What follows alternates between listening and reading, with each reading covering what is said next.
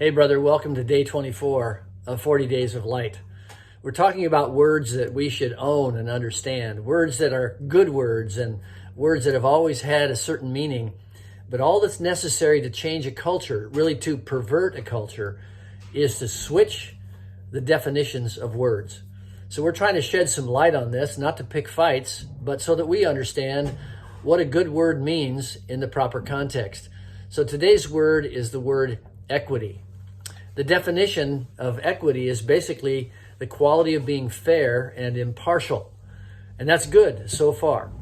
And absolutely, promises made, contracts signed, education offered, services rendered, the products delivered should all be done with equity, with absolute impartiality.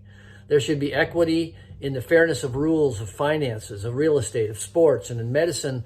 And there should be no difference in quality of the health care delivered in a poor neighborhood versus a gated community. Those would be equitable delivery of promises.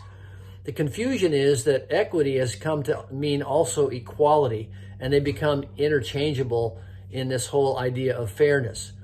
Equality requires that everyone receives the same respect by providing resources and opportunities regardless of their race or their gender, their ethnicity or their economics, even their religion. They should get the same instruction, the same tests, the same access, the same freedoms.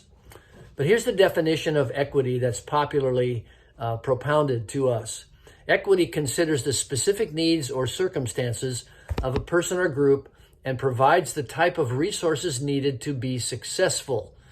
The problem is in that phrase, the types of resources, which often includes favorable grades, the dismissal of essential skills that are necessary, imposing quotas on who can be hired, and bypassing other qualified candidates. So to produce an artificial equity in the outcomes, not just the opportunities. So it's more than a head start. It's like a guaranteed win. It's like a rigged ice skating competition where all the judges are in cahoots. They know who the winner is going to be automatically because this winner is favored because of their so-called disadvantages. So yes, we need to provide resources to the disadvantaged to help. Yes, we need to create pathways for skill development. Yes, we need to be equitable in finance, healthcare, education, and sports.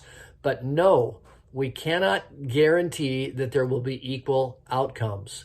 It may not be equitable according to culture's popular definition. Scripture clearly teaches that every perversion of justice, false measurement, and conspiracy against someone or group should be thrown out. We should not follow that at all.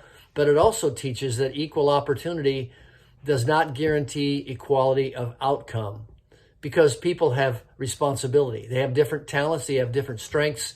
They have different motivations. They have different industry. So we need to be careful that we don't just adopt this word equity. We can't guarantee the false definition of equity. Each person must put in the effort. The circumstances might be unfavorable in business or they might pull a muscle in sports. We can't guarantee the outcome. Equity has come to mean that it's oppressive to rank someone's performance above another person's performance, and therefore data are irrelevant. The only way to guarantee equity in outcomes then is through manipulation, through coercion, and the use of power. Well, Galatians chapter 6, verses 4 and 5 says this: Each person should judge his own actions and not compare himself to others. Then he can be proud for what he himself has done. Each person must be responsible for himself. Let's live that way. Let's be, as much as possible, equitable in our promises and treat every person equally because they are the image of God. And let's be men who model this kind of grace in our life. God bless you.